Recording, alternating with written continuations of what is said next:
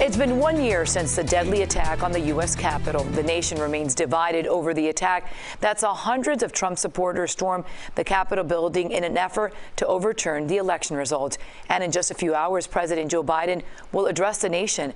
CBS 4's Laura Podesta is on Capitol Hill with more.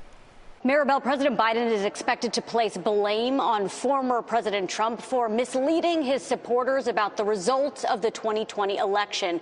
And those misconceptions persist today. A recent poll shows that 2/3 of Republicans agree that fraud contributed to President Biden's win, a claim that has been repeatedly discredited.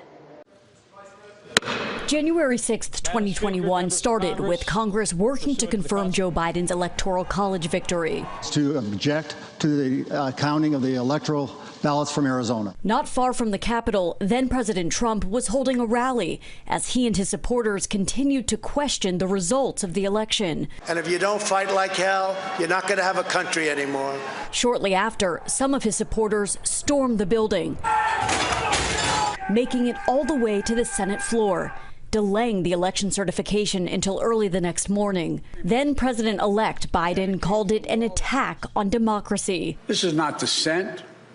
It's disorder. It's chaos. It borders on sedition. More than 700 people have been arrested in connection to the attack, but the FBI is still looking for 250 more believed to have committed acts of violence that day. Those who assaulted officers or damaged the Capitol face greater charges.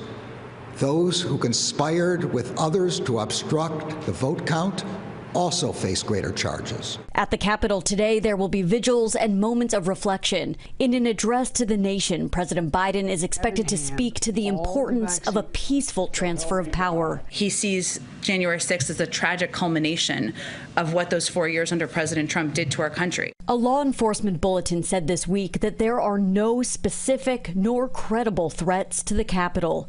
And as you heard part of in that report, Attorney General Merrick Garland said in a speech yesterday that there's much more to come in terms of the prosecution of January 6th, though he did not give a timeline as far as when the investigation will be complete, just that it will be based on facts and not politics.